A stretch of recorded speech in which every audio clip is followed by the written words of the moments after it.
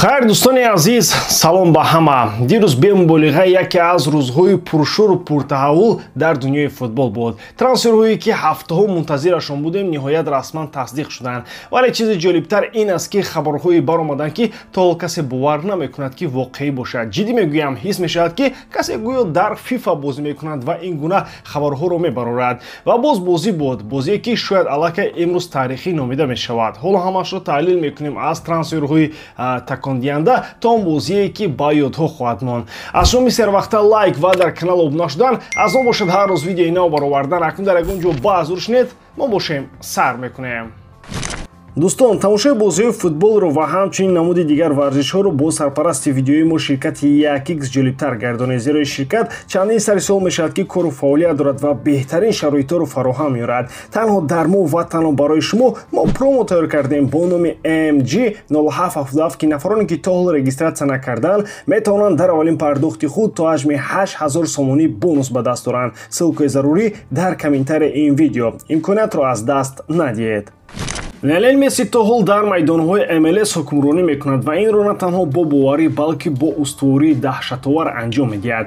Дар бозии навбатии лига ӯ дубора 2 гол зад ва як паси голӣ дод ва қаҳрамони асосӣ дар ғалабаи Интер Майами бар Нью-Йорк Ред Буллс бо ҳисоби 5-1 гардид. Дар назари аввал боз як бозии хуб, вале агар амиқтар нигоҳ кунем, дар назди мо як падидаи воқеӣ оморӣ истодааст. 38 сола 18 гол дар 18 бозӣ дар MLS. Ва ин на танҳо як силсила аст, балки сатҳи баландтарин аст, махсусан агар ба назар гирем ки ҳамаи голҳо аз бозии зинда ҳастанд. Ягон пеналти не. Месси на танҳо муассир аст, рақамҳояш комилан тоза ва бебаҳсанд. ҳоло ӯ дар рӯйхати нишонзанҳои беҳтарини лига бо Сэм Серидж аз Нэшвилл ҷои аввалро тақсим мекунад. Серидж низ 18 гол задааст, вале 6 бозӣ бештар гузаронидааст ва 5 тои онҳоро аз пеналти задааст. Дар ин замина рақамҳои Месси бозам таъсирбахштар менамоянд. Алоҳида бояд формаи ҳозираи ӯро қайд кард. 6 дубл дар 7 бозии охир. Ин нишондиҳандаи на танҳо самаранокӣ, балки пурра ҳукмронӣ дар бозӣ аст. ӯ қариб ки натиҷаи ҳар як бозии Интер Майамиро муайян мекунад. ҳамкорӣ бо Жорди Алба ҳанӯз фаъол аст. Як паси голӣ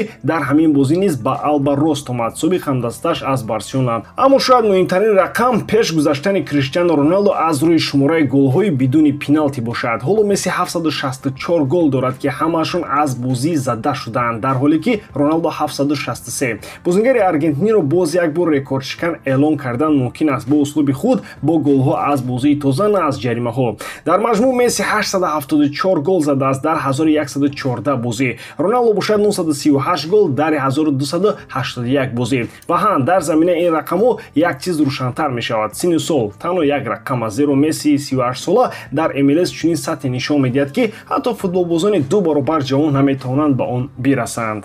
Дар футбол бозингароне ҳастанд ки қисми таърих мешаванд ва ҳастанд касоне ки худи таърихро менависанд. Лионел Месси маҳз аз гурӯҳи дуюм аст. Бозии навбатии ӯ дар ҳайати Интер Майами бори дигар собит кард ки чаро ӯро бузургтарин меҳисобанд. Пас аз бозии хеле номуваффақ муқобили Цинциннати ки даста парешон ва боварнокарданӣ намоиш дод, аз Интер Майами вокуниши ҷиддӣ интизор буданд ва дар ин бозӣ онҳо ҷавоб доданд. Гарчанде оғози бозӣ бозам ноумедкунанда буд, голи қабулшуда аз стандарт нишонаи беҷо будани дифоъ буд. Даста зуд ҷамъ омад ва ташаббусро ба даст гирифт. Лаҳзаи калидӣ паси голии Месси ба Жорди Алба. Ин танҳо як пас набуд, ин намунаи равшани зеҳни баланди футболӣ буд. Диди майдон, дақиқӣ, вақти дуруст, ҳамааш дар сатҳи олии касбӣ. ҳатто агар 2 голи Мессиро фаромӯш кунем, танҳо ҳамин пас кофист то аҳамияти ӯро дар бозӣ дарк кунем.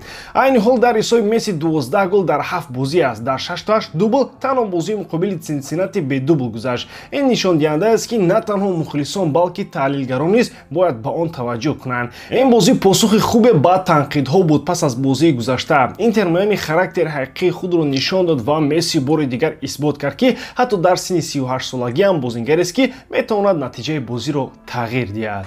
Барселона наздик аст ки як гузариши ҷолибро расмӣ кунад. Маркус Рэшфорд аз Манчестер Юнайтед ба Каталония меояд. Клуб бо худи бозингар ва бо англисҳо аллакай ба мувофиқа расидааст. ҳоло танҳо баъзе тавсилоти хурд ва имзои санадҳо мондааст. Рэшфорд ба ҳайси иҷора ба Барса мегузарад ва баъдтар клуб метавонад ӯро бо нархи аз 30 то 35 миллион евро пурра харад. дар рӯзои наздик ӯ ба Барселона меояд, аз муоинаи тиббӣ мегузарад ва бо даста ба сафари Осиё меравад. ҳоло клуб ҳеҷ шарҳ намедиҳад. дар чанд рӯзи охир муомила муомила бо суръат пеш рафт. Барса аввал Луис Диазро мехост, вале бо сабаби мушкилоти музокира бо Ливерпул маҷбур шуд фикрашро иваз кунад. Ливерпул намехост Диазро фурӯшад, ҳатто пешниҳодҳои калон аз тарафи Баварияро ҳам рад карда буд. Онҳо омода буданд 70 миллион диҳанд, вале англисиҳо намехостанд ӯро аз даст диҳанд. Барселона мефаҳмид ки овардани Диаз кори осон нест ва агар ҳатто муомила анҷом шавад, он танҳо дар охири равзанаи трансферӣ мешавад. Аз ҳамин сабаб клуб тасмим гирифт ки рӯи Рэшфорд такя кунад. Флик мехост ки Бозингари нав аллакай ба сафари Осиё омода бошад. Даста рӯзои наздик ба Ҷопон ва Корея меравад. Музокираҳо ба сатҳи баланд расиданд. Барса бо Бозингар аллакай суҳбат карда буд. Рэшфорд розӣ шуд ки маошашро коҳиш диҳад. Дар МЮ ӯ 18 миллион дар як сол мегирифт, вале каталониё ин қадар пул намедиҳанд. Ин қадами аввал буд ки роҳи гузаришро боз кард. Манчестер Юнайтед розӣ шуд. Юнайтед аввал мехост ки Рэшфордро якбора фурӯшад, вале Барса танҳо иҷораро бо ҳуқуқи харид пешниҳод кард. Аввал онҳо 50 миллион талаб карданд, вале дар охир ба 35 миллион розӣ шуданд. Бо омадани Рэшфорд шанси омадани Луис Диаз хеле кам шуд. Ҳоло клуб ният надорад ки Диазро бигирад. Дар наздиктарин соатҳо Бозингар ба Барселона мерасад. Пас аз он ки тамоми шартномаҳо расмӣ шаванд, ӯ муоинаи тиббиро мегузарад ва ҳамроҳи даста ба сафари Осиё меравад. Маълум нест ки оё муаррифӣ расмӣ мешавад ё ин ки не, зеро даста рӯзи панҷшанбе сафар мекунад. Ба иттилои манбаҳо Маркус Рэшфорд бояд дар давоми 24 то 48 соати оянда ба Барселона расад, яъне ё имрӯз ё паго ё пасфардо. Ӯ бояд муоинаи тиббиро гузарад ва трансфераш ба анҷом расад.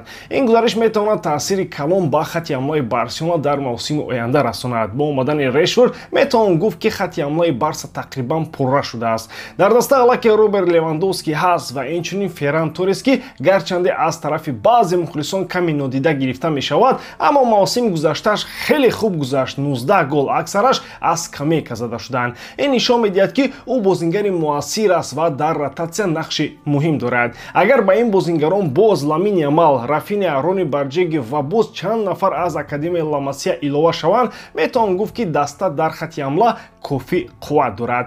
Дар ҳамин марҳила агар бо чашми воқеӣ нигоҳ кунем, ягона нуқтаҳое ки ҳоло ба тақвият ниёз доранд, ин мавқеи муҳофизони флангӣ аст. ҳатто агар клуб натавонад ҳам бозингари чап ва ҳам ростро биёрад, доштани як бозингари универсалӣ ки битавонад Кунде ё Балдеро дар ҳолати ҷароҳат иваз кунад, як қадами муҳим хоҳад буд барои нигоҳ доштани тавозун. хусусан масъалаи ивазкунандаи Кунде бисёр ҷиддӣ аст. шубҳа вуҷуд дорад ки бозингароне мисли Эрик Гарсия ё Эктор Форд битавонанд ин вазифаро дар сатҳи лозимӣ иҷро кунанд. мисоли равшан бозии номуваффақ дар Лигаи Чемпионҳо бо Интер аст ки набудани Кунде ва Балде ба дифоъ сахт таъсир расон. 6 гол дар он бозӣ қабул карда шуд. шояд агар онҳо мебуданд, натиҷаи бозӣ тамоман дигар мешуд ва шояд даста ба марҳилаи дигар мебаромад. аз ин рӯ гуфтан мумкин аст ки клуб бояд ҳатман як бозингари босифатро ба хати дифои флангӣ илова кунад, бахусус бо назардошти серкорӣ ва фишори мавсим. ба ғайр аз ин бисёр ҷолиб аст ки чӣ гуна рушди Жерар Мартин идома меёбад. мавсими гузашта ӯ тадриҷан пешрафт кард ва ҳоло вақти он расидааст ки фаҳмем оё ӯ метавонад боз як қадам пеш равад ва дар ҳайати асосӣ